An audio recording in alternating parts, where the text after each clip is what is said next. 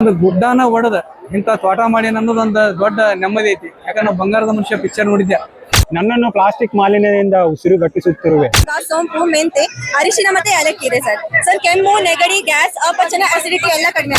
ಆಮೇಲೆ ಟ್ಯಾಂಕ್ ಇದೆ ನೀರು ಸ್ಟೋರೇಜ್ ಮಾಡಕ್ಕೆ. ದನಗಳ ಅಟ್ರಾಕ್ಟ್ ಇದೆ ಅಂದ್ರೆ ಇದನ್ನ ಕೋಳಿ ಫಾರ್ಮ್ ಅಲ್ಲಿ ಯೂಸ್ ಮಾಡ್ಬೋದು, ದನದ ಕೊಟ್ಟಿಗೆಯಲ್ಲಿ ಯೂಸ್ ಮಾಡ್ಬೋದು. ವೀಕ್ಷಕ ಲೋಕಕ್ಕೆ ಮನೋಹರ ಮುಚ್ಚಿಗೆ ನಮಸ್ಕಾರಗಳು. ನಾನು ಇವತ್ತು ಫಸ್ಟ್ ಬ್ಲಾಗ್ ಮಾಡಾಕತ್ತೀನಿ. ಬ್ಲಾಗ್ ಅಂದ್ರೆ ಇದು ಸ್ವಲ್ಪ ಇನ್ಫಾರ್ಮೇಟಿವ್ ಮತ್ತು ಯೂಸ್ ಆಗುವಂಥ ಬ್ಲಾಗ್. ಸ್ಟಾರ್ಟಿಂಗ್ ನೀವು ನೋಡ್ದಂಗನ ಇವತ್ತು ನಾವು ಕೃಷಿ ಮೇಳಕ್ಕೆ ಹೊಂಟೀವಿ.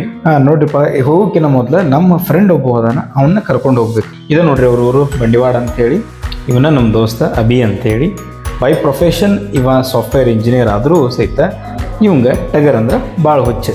ಅದು ಯಾವ ಲೆವೆಲ್ಗೆ ಅಂತೇಳಿ ಈ ವಿಡಿಯೋ ಎಂಡ್ ಒಳಗೆ ಹೇಳ್ತೀನಿ. ಟ್ರಾವೆಲ್ ನಡಬರಕ್ಕೆ ಮಸ್ತ್ ಹುಬ್ಬಳ್ಳಿ ನೋಡ್ಕೊಂತ ಹೊಂಟಿವಿ. ರೋಡ್ ಉದ್ದಕ್ಕೂ ರಶ್ ಜಾಸ್ತಿ ಇದ್ರೂ ಸಹಿತ ಅಂತೂ ಇಂತೂ ಧಾರವಾಡದ ಕೃಷಿ ವಿಶ್ವವಿದ್ಯಾಲಯ ತಲುಪಿದ್ವಿ.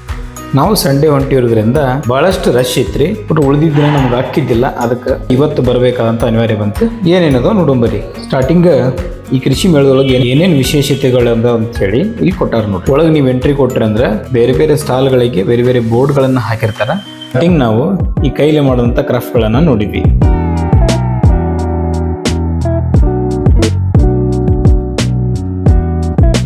ಇದು ಸೋಲಾರ್ ಚಾಲಿತ ವಾಟರ್ ಪಂಪ್. ಇದು ನಮ್ಮ ಉತ್ತರ ಕರ್ನಾಟಕದ ಕುರಿ ತಳಿ ಕೆಂಗುರಿ. ಇದು ನೋಡ್ರಿ ನಮ್ಮ ಹಳ್ಳಿಕಾರ, ಜೈ ಹಳ್ಳಿಕಾರ.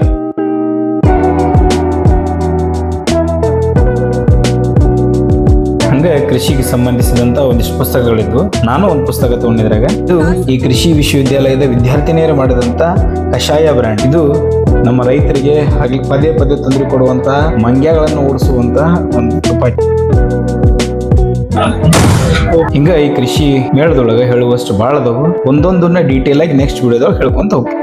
ನಾ ಸ್ಟಾರ್ಟಿಂಗ್ಗೆ ಹೇಳ್ದಂಗೆ ನಮ್ಮ ದೋಸ್ತಿಗೆ ಟಗರು ಮತ್ತು ಕುರಿ ಸಾಕೋದ್ರ ಬಗ್ಗೆ ಭಾಳ ಕ್ರೇಜ್ ಐತಿ. ಅದಕ್ಕಾಗಿ ನೋಡ್ರಿ ಅವ ತನ್ನ ಸೇವಿಂಗ್ಸ್ ಎಲ್ಲಾನು ಸಹಿತ ಖರ್ಚು ಮಾಡಿ ಈ ಶೆಡ್ ಕಟ್ಟ್ಯಾನ.